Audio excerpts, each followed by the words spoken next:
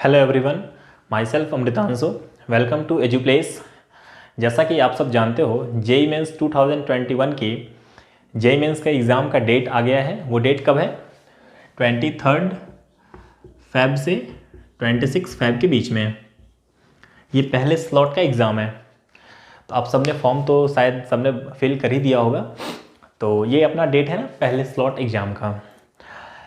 इसी कड़ी में मैं आपके लिए लेकर आया हूँ जेई मेंस मैथ्स के लिए क्रैश कोर्स। और ऐसा नहीं कि ये क्रैश कोर्स है, इसमें बहुत सारी चीज़ें मैं स्किप करूँगा, बिल्कुल भी नहीं। हर एक चीज़ सीखेंगे, बिल्कुल बेसिक से लेकर अप टू एडवांस लेवल। ठीक है, तो ये अपना ऐसे चलेगा। जैसा कि आप सब जानते हो कि जेई मेंस में आपके 3 सब्जेक्ट पूछे जाते हैं। पहला क्या है? मैथ्स। मैं पढ़ा रहा हूँ तो पहले तो मैथ्स ही लिखूँगा ना। दूसरा फिजिक्स, तीसरा केमिस्ट्री। ठीक है, क्रैश कोर्स आ रहा है मैथ्स के लिए।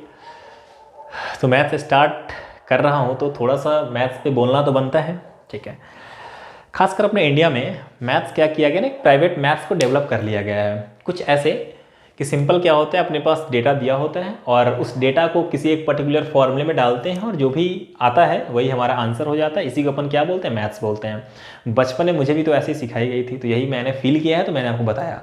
बट एक्चुअली ऐसा होता नहीं है और इस तरह से पढ़ना शायद गलत होगा, क्योंकि आप सबने सुना होगा मैथ्स क्या है, एक टूल है ना। और जिस तरह जब किसी पेड़ को काटते हैं तो उससे पहले उसके जिस हथियार से आप काटते हो, चाहे कुल्हाड़ी हो या कोई भी चीज़ हो, उससे अगर आप पेड़ को काटते हो, उस पर काटने से पहले आपने बड़े बुजुर्गों से सुना होगा कि जो हथियार है उसको तेज़ करने में टाइम देना चाहिए। कुछ ऐसा ही मैथ्स के साथ है कि रियल लाइफ प्रॉब्लम को डील करने से पहले अपने को जो अपना टूल है मैथ्स, उसको बहुत अच्छे तरीके से डेवलप करना और सीखना आना चाहिए। तो अब आप लोग कहेंगे कि भाई ऐसा है, ज्ञान तो तुम दे रहे हो, है ना, अब तुम ही बताओ कि मैथ्स क्या होगा। तो अगर मैं बताना चाहूँ आपको तो कुछ इस तरह मैथ्स को आप समझ सकते हो कि बचपन में माँ भी अगर अपने बच्चे को कुछ सिखाना चाहे तो या तो मैथ्स सिखा सकती है, दूसरा लैंग्वेज, है ना। तो क्योंकि ऐसा बिल्कुल नहीं है ना किसी ने रातों रात आया और बता दिया कि भाई साहब इंटीग्रेशन ऐसा होता है, लगा लो, dy/dx ऐसा होता है, लगा लो। ऐसा तो बिल्कुल भी नहीं होगा। शायद बाहर आवाज़ आ रही है ना, वो उसको तो मना नहीं कर सकते ना, तो आप समझ सकते हो। हाँ, तो मैं कह रहा था कि रातों रात तो हो नहीं सकता, किसी ने आया होगा बता दिया होगा कि बॉस ये इंटीग्रेशन का साइन है, बॉस ये dy/dx होता है, इसको ऐसे से सॉल्व कर लो। बिल्कुल भी नहीं। एक्चुअली क्या है कि ये प्रॉब्लम जो भी चीज़ है वो नेचर में ऑलरेडी एग्जिस्ट कर रही थी। किसी ने उसको रिवील किया, फील किया और उसको एक प्रिंसिपल के रूप में लिखा, जिनको आप साइंटिस्ट बोलते हो, रिसर्चर बोलते हो। और वो जो कॉन्सेप्ट आया, वो जो प्रिंसिपल आया, उसके कंपाइलेशन को आप मैथ्स बोलते हैं। As simple is that. कहने का मतलब कि मैथ्स क्या है? आपका कंस्ट्रक्टिव वे ऑफ लर्निंग।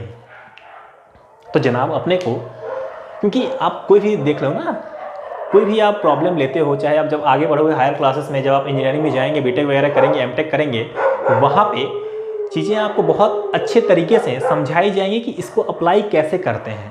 तो बॉस अप्लाई करना आप तब सीख पाओगे ना जब आपका टूल बहुत स्ट्रांग होगा, है ना। तो आई होप आप मेरी बातों को समझ पा रहे होगे, है ना। तो बस ये था आपका मैथ्स के बारे में थोड़ा बहुत। मेन अपने को क्या करना है, कोर्सेज पढ़ने हैं, तो ये सब मुझे थोड़ा बहुत बताना था, तो मैंने आपको बताया। बाकी जो मैथ्स का जो क्रैश कोर्स चलेगा वो कैसे कैसे चलेगा, मैं थोड़ा सा आपको उसके बारे में बताता हूँ। ठीक है, तो देखिए, मोटा मोटा आप जानते हो कि मैथ्स में जो जेई का सिलेबस है उसमें 5 ब्रांचेज हैं। पहला क्या है आपका? कैलकुलस। सेकंड कोऑर्डिनेट,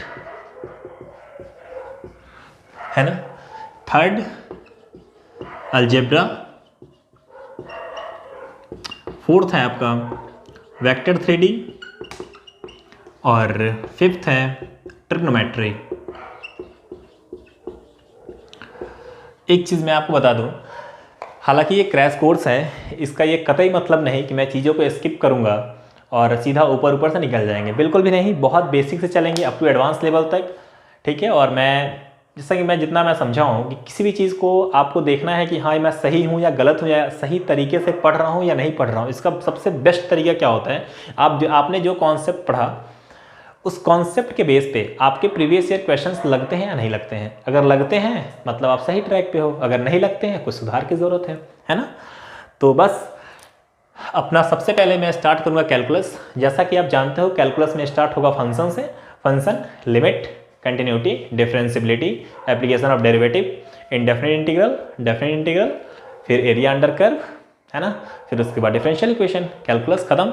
सिमिलरली उसके बाद आपका कोऑर्डिनेट हो जाएगा, अलजेब्रा, वेक्टर 3D, ट्रिग्नोमेट्री, ठीक है। तो आई होप चीज़ें क्लियर हुई होंगी। और अपना कोर्स जो चलेगा बहुत कॉन्साइज रखेंगे, बहुत क्रिस्प रखेंगे, ताकि कम टाइम में आपको बेहतर से बेहतर आउटपुट आपको मिल जाए, है ना। और जितना हो सकता है प्रीवियस ईयर क्वेश्चन को कंपाइल करने की कोशिश करेंगे, ठीक है। तो जो अपना कॉन्सेप्ट वाला जो वीडियो होगा ना, उसमें मैं मैक्सिमम जितना हो सकता है मैं प्रीवियस ईयर क्वेश्चन को कंपाइल करूंगा।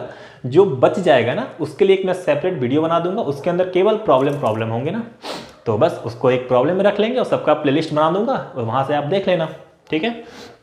तो ये तो अपना पढ़ने का तरीका रहा, ये इस तरह से हम लोग पढ़ाई कंटिन्यू करेंगे, ठीक है।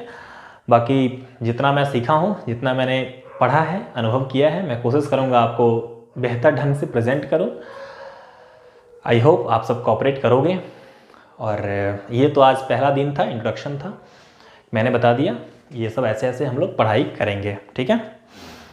तो बस इसके बाद मैं ये वीडियो बंद करूँगा और फिर आपका जो कॉन्सेप्ट है पहला चैप्टर फंक्शन, वहाँ से स्टार्ट करेंगे।